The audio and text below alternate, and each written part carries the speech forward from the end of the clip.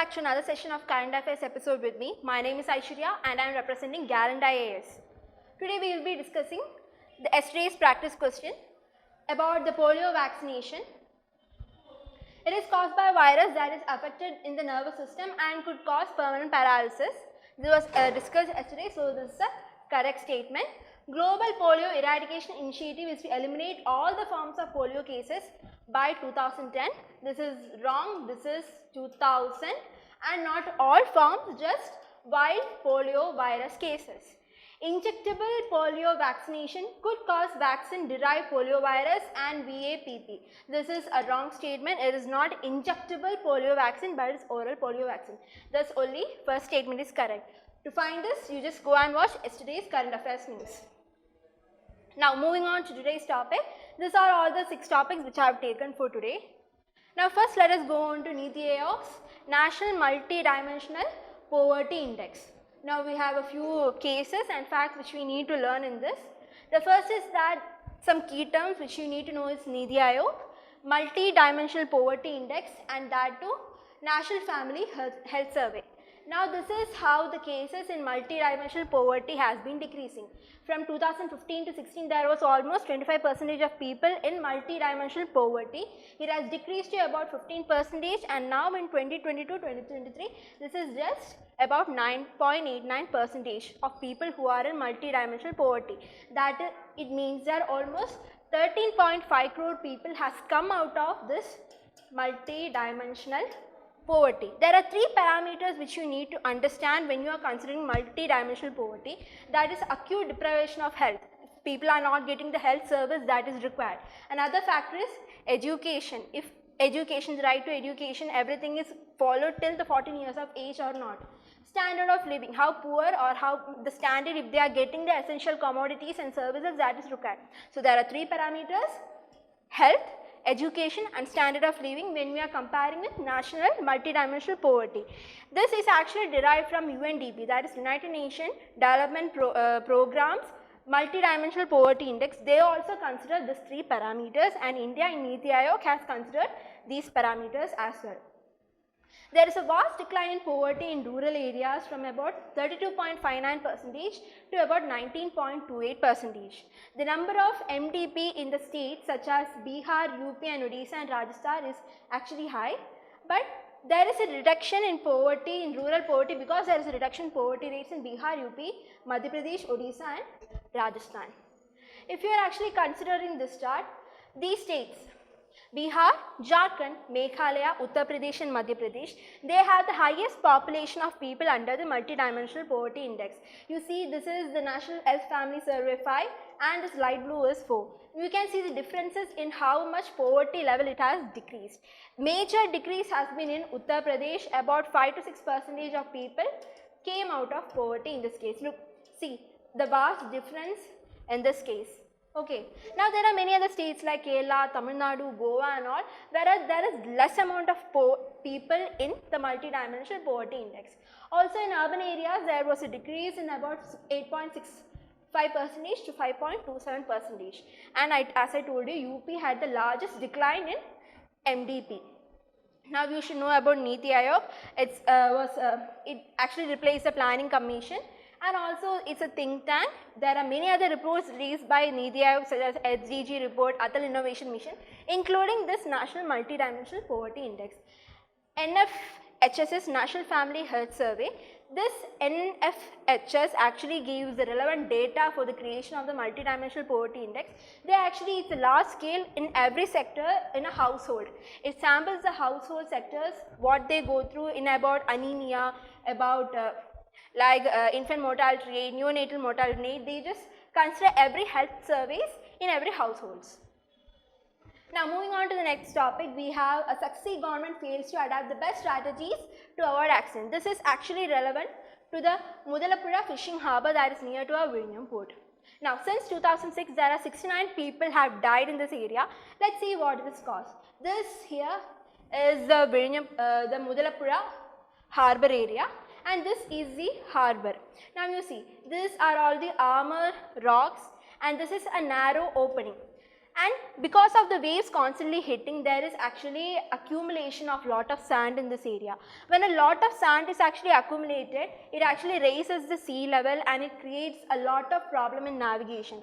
And also the waves during monsoon and all, there is heavy high rise in waves and also constant intensity in hitting all these rocks. These rocks, armor rocks, actually break and they fall into the ocean, again rising the sea level. Now this creates, if there's an ocean wave, it touches or the hammer here, it actually breaks the wave and this creates an eddy current.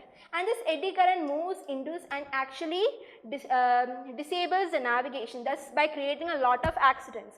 Recently in yesterday's, there were 2 people who died again due to this eddy currents and problem with this harboring. Okay, like it exerts a pressure thus by toppling down of stones, that is the armor rocks actually fall down. Also waves break, creating an eddy current which is also affects our navigation. The government, like the Central Water and Power Research Station at Pune, had recommended some changes to the government, like periodic drugging of the sand and bypassing it to avoid the entry of sediments. The only way to reduce this phenomena is by reducing the sediments as of now, but the state government hasn't done anything. Now moving forward, a bill that fences the right to information. The first thing which we need to understand here is Puttaswamy judgment. This came in actually 2017, and before we study the data protection bill, which we need to actually study the Puttaswamy judgment in 2017, which actually made right to privacy as a constitutional fundamental right. It is empowered in Article 21. So with this, it is also known as the privacy of digital privacy is also comes under to right of privacy in Article 21. According to this, D.N. Sri Krishna Committee was created in 2017 to actually study our data privacy and data protection laws. And then in 2019, a data protection bill was played in our parliament. But there was a lot of controversies and issues regarded with it, but it was withdrawn last year. Now, with data privacy, we need to know the data privacy of other countries. In European Union, there is a general data privacy bill. Similarly, in China also, there is People's Right Privacy Bill. Privacy bill is there. So, we have actually created data privacy which was actually withdrawn, and now we are looking into another form of data privacy which was created this year, and that bill has been approved by the Union Cabinet and it is placed in the monsoon parliament session coming months. In EU, they have actually defined our data privacy as anything related to personal information of a person. It may be our name, our date of birth, our biometrics, anything that is related to the person. Even if it's our health record, it's also termed as a data that has to be private data. Similarly, there are laws concerning in China as well. Now in India, there are lots of crores and crores of users of internet. In everything we have our data published, even in the health or even everything, if we accept the cookies even in our Google and all, there is actually concern of our privacy there. With this many users of internet and a lot of data being taken away, and with a lot of cyber insecurities and concern, it is high time that the Indian government create a data privacy bill. So, as I have told you, the Union Cabinet has already approved the Digital Personal Data Protection Bill, and there is actually one provision in this which is actually of great concern, that it actually weakens the RTI Act. There are almost about 10 categories of information that doesn't is exempted, like concerning national security related categories are actually exempted from RTI, which comes under section 1.8. In such section is section 1J, which actually exempts personal information, that is actually it withdraws the privacy of the individual. Thus this personal information is actually exempted. But there are some conditions. It is actually how do we say that it's a personal information? That is actually tested by, it's called acid test. Like if a certain information is not available to the parliament and state legislature, it is also not available to a person. That is how this personal information, this section is exempted. But this is largely misused. Government can see anything like this is actually not exempted and comes under section 1J. So this cannot be published. So that kind of violations has been mentioned in the RTI. Okay. Also, with the 2017 Puttaswamy judgment, the government has not explained what the term person is. It could have been an individual, state or a company. Thus, it's actually a misuse to the RTI Act mentioned here. Now, moving forward, dispute settlements that have no parallel. This is actually US-India bilateral agreements. Recently, Modi government and the US president has met and resolved a lot of issues about 6 standing trade disputes which is mentioned in the WTO. Like we have few missions like National Solar Mission. There was issues reporting US in WTO mentioning that some of these conditions are not liable, and then there was sub-federal programs in US in renewable energy against renewable energy sector which India has complained. Then Indian foreign trade policies and schemes like our special economic zone issues and export oriented units, like we are giving subsidies and other things to other people. Thus actually we are promoting trade which is actually like amber box, blue box trade distortions and all. Then there was tariff war between India and US, where US has put higher tariff in Indian steel and aluminium. To counter this, India has actually put higher tariff in agricultural goods from US. So these both governments have resolved all these 6 issues which are standing in WTO, and they actually restored their MFN, that is most favored nation status of WTO. That is this news. Now, the risk of small states' heavy reliance on union government. Now, there are some states like Nagaland, Mizoram, Arunachal Pradesh. They are small states, their resources are they depend largely on union government for their finances.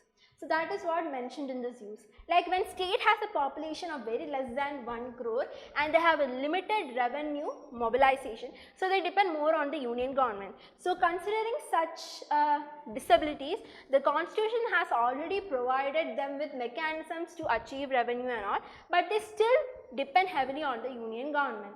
Like as well, this creates vulnerability for states. Some states like Mizoram, Sikkim, Tripura and all. So they actually depend on governments for political goodwill, as also they have less fiscal freedom.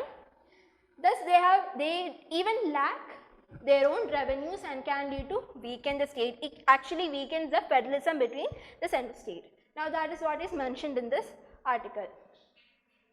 Now this is our last topic. Russia accesses the UN brokered deal to export Ukraine grain via Black Sea. This thing in this which we first need to know is the Black Sea Grain Initiative. Okay, Black Sea Grain Initiative. This is mediated by UN plus Turkey plus Russia plus Ukraine. Now these are the 4 parties in this initiative. Now with the ongoing war and all, there was actually a lot of disruption in carrying out trade in wheat, other grains and goods, and has created a global food security shortage. So that is why the UN has mediated in allowing Russia and Ukraine to transport the grain via the help of Turkey. Okay, now we see there is Strait of Bosphorus. Here there is Strait of Dardanelles. Okay, now this is actually both these straits are controlled by Turkey. So there is Odessa port here and 2 more port here, like the Yunsin port and Kornomos port here. So the Russia has actually allowed Ukraine to carry out trade from these 3 ports through this Bosphorus Strait connecting Sea of Marmara to Dardanelles Strait to our Mediterranean Sea, so that food security in the rest of the world could be ensured.